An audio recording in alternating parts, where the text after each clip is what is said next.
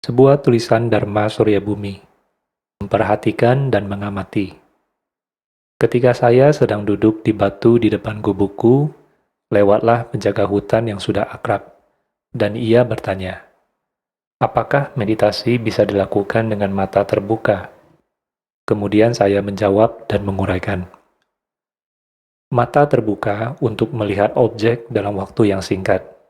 Kemudian mata ditutup dan mempertahankan objek tadi di dalam batin. Konsentrasi.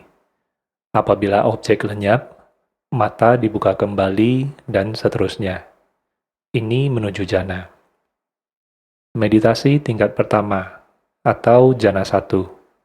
Mengendalikan diri terhadap kegiatan batin, keinginan, yang bila teratasi, keseimbangan mulai terbentuk, dan lebih lanjut akan ada rasa bahagia. Bila batin dipusatkan pada satu objek, yang berarti hanya ada kesadaran untuk satu objek saja, maka terjadi jana.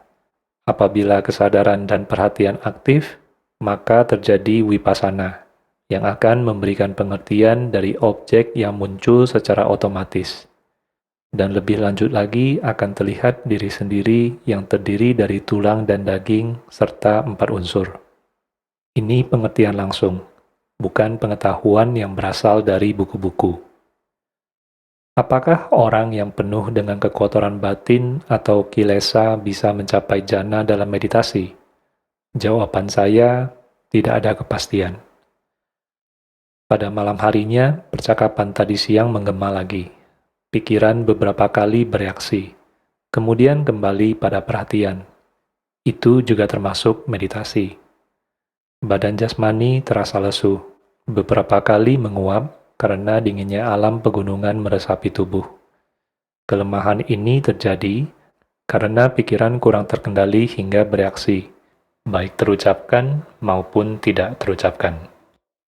Jadi, meditasi itu bukan hanya sadar dan perhatian, tapi juga waspada, agar batin tidak terhanyut oleh atau bereaksi terhadap ingatan masa lampau atau menyimpulkan kesan yang timbul atas apa yang berlangsung di saat berlatih dan belajar.